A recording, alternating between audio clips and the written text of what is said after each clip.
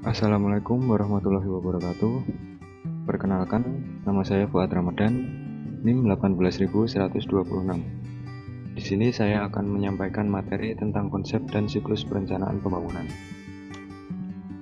Untuk yang pertama, yaitu definisi perencanaan pembangunan. Perencanaan sendiri adalah suatu rangkaian keputusan yang dibuat sebagai pedoman yang menjadi patokan dalam pelaksanaan kegiatan untuk mencapai suatu tujuan dengan sumber daya yang tersedia. Untuk perencanaan pembangunan sendiri dapat didefinisikan sebagai suatu proses penyusunan tahapan-tahapan yang melibatkan berbagai unsur dalam rangka pemanfaatan dan pengalokasian sumber-sumber daya yang ada untuk meningkatkan kesejahteraan sosial pada suatu lingkungan, wilayah, atau daerah dalam jangka waktu tertentu. Di dalam Undang-Undang Nomor 25 Tahun 2004 mendefinisikan SPPN atau Sistem Perencanaan Pembangunan Nasional sebagai suatu kesatuan tata cara perencanaan pembangunan untuk menghasilkan rencana-rencana pembangunan jangka panjang, menengah, dan tahunan yang dilaksanakan oleh unsur penyelenggara negara dan masyarakat di tingkat pusat ataupun daerah. Dari beberapa definisi dan pengertian perencanaan pembangunan sebelumnya, terlihat dengan jelas bahwa komponen utama dari perencanaan pembangunan ini adalah berupa usaha pemerintah dalam mengendalikan dan mengatur proses pembangunan, berupa perencanaan jangka panjang, menengah, dan tahunan, menyangkut variabel-variabel yang mempengaruhi pertumbuhan ekonomi dan pembangunan secara keseluruhan, baik secara langsung maupun tidak langsung, dan mempunyai suatu sasaran pembangunan yang jelas sesuai dengan keinginan masyarakat. Untuk tujuan dilakukannya perencanaan pembangunan ini antara lain untuk 1. Mendukung koordinasi antar pelaku pembangunan. Yang kedua, menjamin terciptanya integrasi, sinkronisasi, dan sinergi antar daerah, waktu, dan fungsi pemerintah baik pusat maupun daerah. Yang ketiga, menjamin keterkaitan dan konsistensi antara perencanaan, penganggaran, pelaksanaan, dan pengawasan. Yang keempat, mengoptimalkan partisipasi masyarakat dalam perencanaan pembangunan. Dan yang kelima, menjamin tercapainya penggunaan sumber daya secara efisien, efektif, dan adil. Untuk dasar hukum pelaksanaan perencanaan pembangunan, di antaranya ada Undang-Undang Nomor 25 Tahun 2004 tentang Sistem Perencanaan Pembangunan Nasional atau SPPN. Pada bab 2 pasal 2 menjelaskan mengenai tujuan SPPN adalah untuk menjamin terciptanya integrasi, sinkronisasi, dan sinergi baik antar daerah, antar ruang, antar waktu, antar fungsi pemerintah, maupun antar pusat dan daerah. Yang kedua ada Undang-Undang Nomor 23 Tahun 2014 tentang pemerintahan daerah.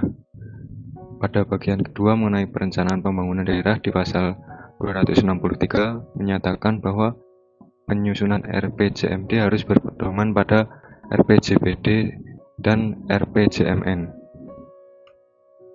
Selanjutnya adalah konsep dasar perencanaan pembangunan.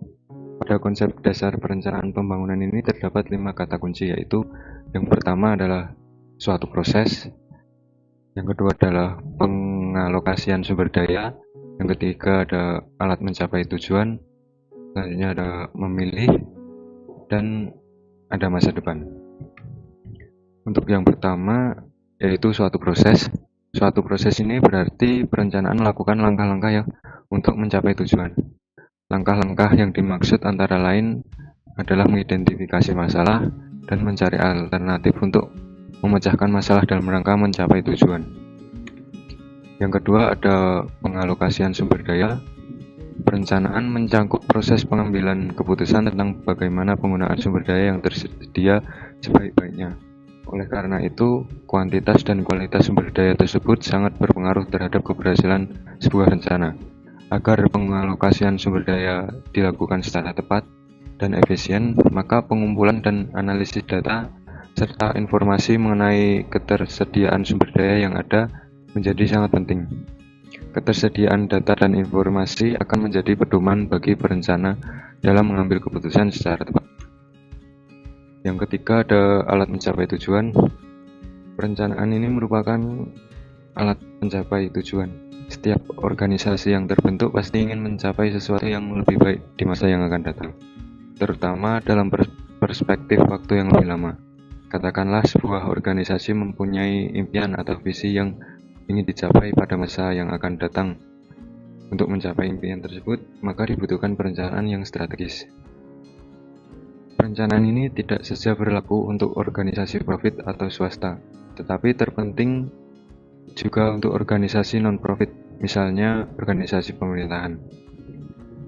Seperti sekarang ini, yang umum dipraktekkan di negara-negara berkembang, terutama di Indonesia, setiap organisasi pemerintah harus menyusun sebuah rencana strategis, di mana rencana strategis tersebut di dalamnya menetapkan sebuah visi bersama yang ingin dicapai dalam periode waktu tertentu.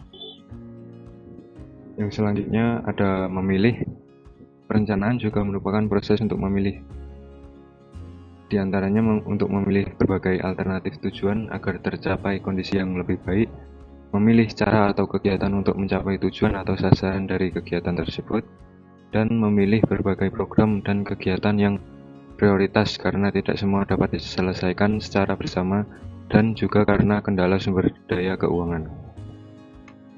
Untuk yang terakhir adalah masa depan. Masa depan ini berarti bahwa dalam melakukan perencanaan harus mempertimbangkan waktu. Berapa lama sebuah rencana ditetapkan untuk mencapai tujuan tertentu? Apakah perencanaan dilakukan untuk tujuan 1 tahun, 5 tahun, atau 20 tahun? Dengan demikian, tujuan perencanaan ditetapkan untuk di masa yang akan datang. Implikasinya adalah bahwa perencanaan sangat berkaitan dengan proyeksi atau prediksi, penjadwalan kegiatan, serta monitoring dan evaluasi. Itulah 5 kata kunci dari konsep dasar perencanaan pembangunan. Untuk yang selanjutnya, dalam perencanaan pembangunan sendiri terdapat 4 macam pendekatan, yaitu pendekatan perencanaan makro, di mana kajian ini dilakukan untuk menentukan tujuan dan sasaran yang mungkin dicapai dalam jangka waktu bencana dengan memperhitungkan berbagai variabel ekonomi mikro. Perencanaan makro ini dilakukan dengan melihat dan memperhitungkan secara cermat keterkaitan dengan perencanaan sektoral dan regional. Pendekatan yang kedua adalah pendekatan perencanaan sektoral.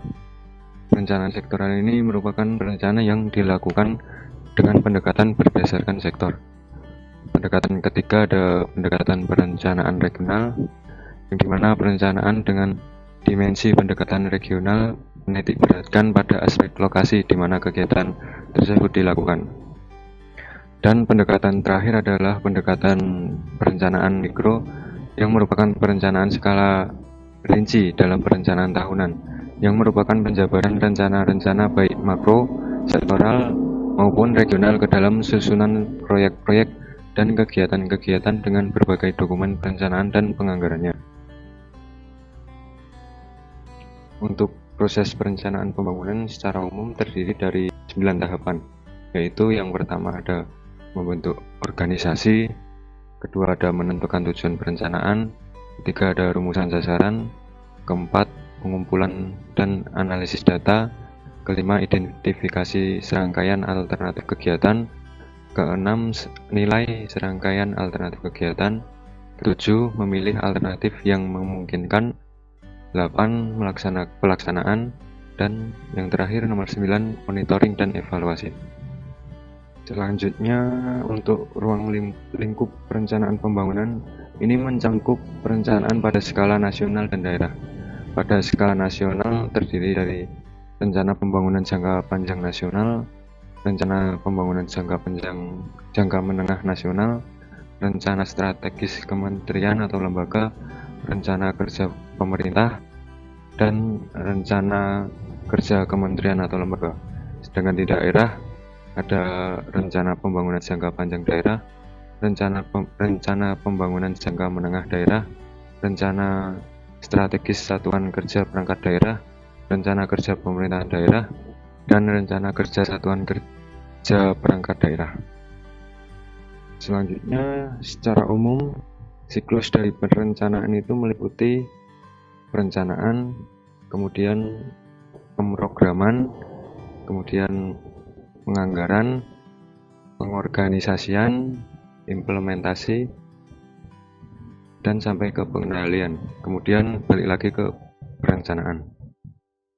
Setelah tadi dijelaskan siklus perencanaan secara umum, maka untuk siklus dari perencanaan pembangunan terdiri dari 10 tahapan, yaitu yang pertama penilaian keadaan saat ini, kedua penilaian arah pembangunan masa datang, yang ketiga formulasi tujuan dan sarana pembangunan, yang keempat mengkaji alternatif strategi pembangunan, yang kelima menetapkan prioritas pembangunan, yang keenam merumuskan kebijakan pembangunan, ketujuh identifikasi program dan kegiatan, 8 menetapkan perkiraan dana investasi, kesembilan menetapkan indikator kerja, dan yang terakhir penyusunan rencana tindak atau action plan.